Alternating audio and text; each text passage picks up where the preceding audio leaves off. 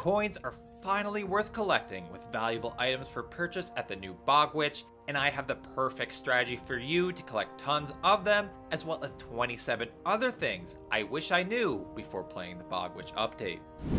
Valheim's new Bog Witch vendor will spawn into any new or existing world, granted you still have unexplored swamp on your map, like Haldor and Hildir. Before her, she will have 10 possible spawn locations, but whichever one you come across first will become her permanent location. To find her, simply sail along the coast or explore through unexplored swamp until her cauldron symbol appears on the map.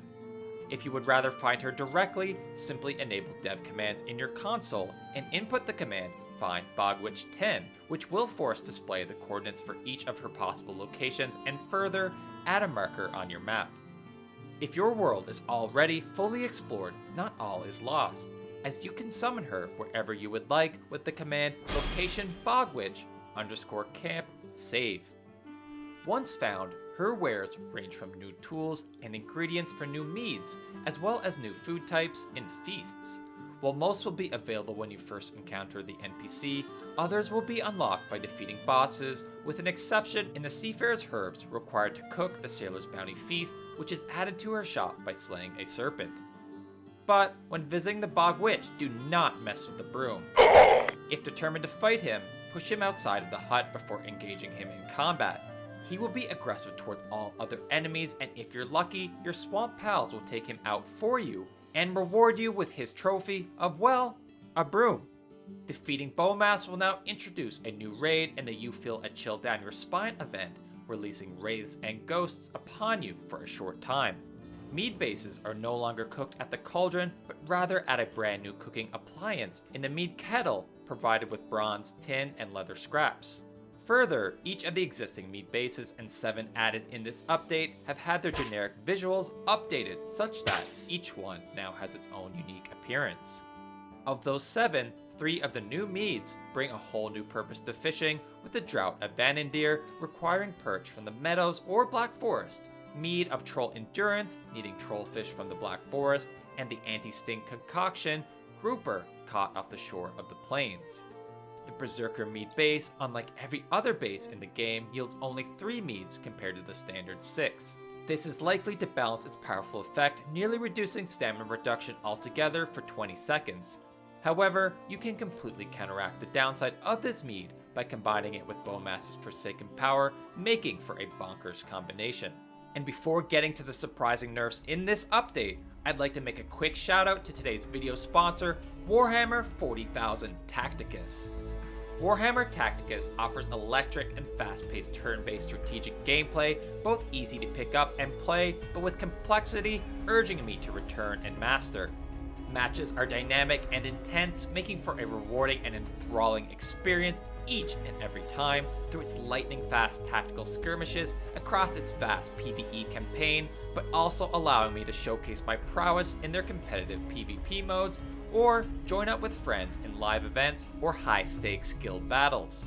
If you're a fan of Warhammer 40,000 lore, you will be amazed at the sheer number of warriors they have jam-packed into this game, with over 70 iconic champions across 17 diverse factions to choose from, and more being added to the game all the time. Despite the number, Tacticus excels at crafting their champions to fill specific roles, making each one feel fresh and satisfying to perfect and master, with Rask of the World Eater faction being my personal favorite. You can download the game for free today by hitting the link in the video description or scanning my QR code on screen, and when you log in, use the code NOVHELLO to receive 2,000 gold and 50 blackstones to give you a jump start in the fight.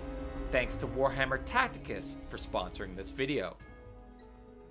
The Feather Cape has been nerfed and no longer provides an increase to your jump height.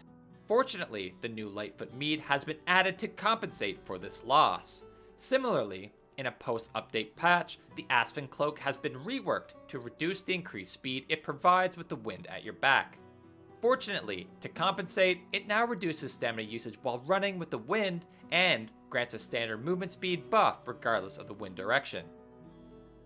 Start hoarding your gold.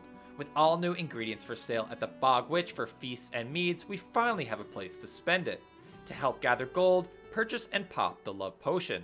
When consumed, you will produce troll pheromones, increasing the chance of starred trolls and more easily attracting their attention. Since trolls drop coin, they will make for an excellent gold farm.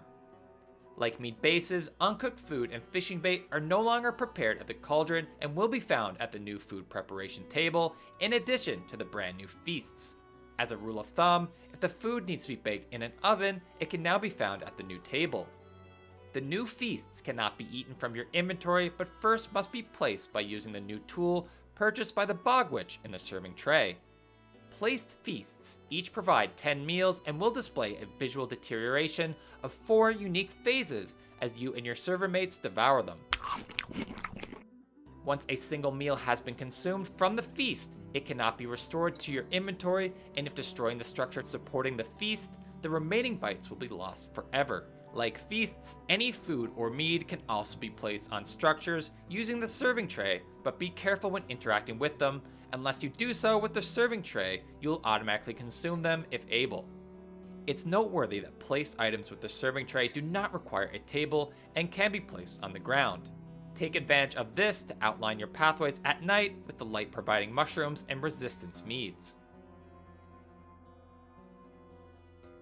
The new decoration in the candle, crafted from resin and candle wicks purchasable from the witch, are not permanent light sources like initially believed.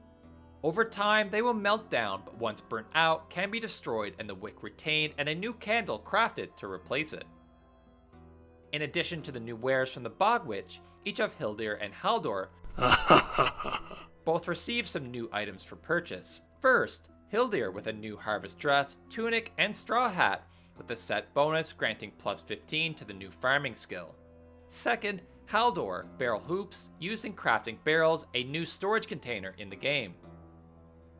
3 new skills have been added to the game in cooking, crafting, and farming, with each of them increasing your chance of obtaining bonus resources when preparing food, crafting a new item, or when harvesting crops, which will be made obvious by the wonderful ding sound and number indicator on your screen.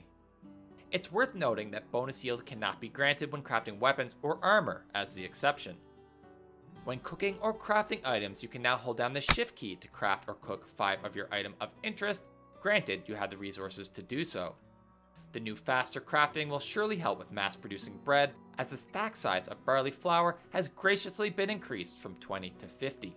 While initially it was faster to level your farming skill by manually picking your grown seeds and crops by hand than using the new scythe, whose handle is purchased from the Bog Witch, this has now been changed, as each crop hit with your scythe when farming will now grant 1 XP. Weirdly, the scythe does not work on Jotun Puffs or Mage Caps, and no, it can't be used as a weapon either. And if you want to know more about this update, I cover it all in detail in this video, right here.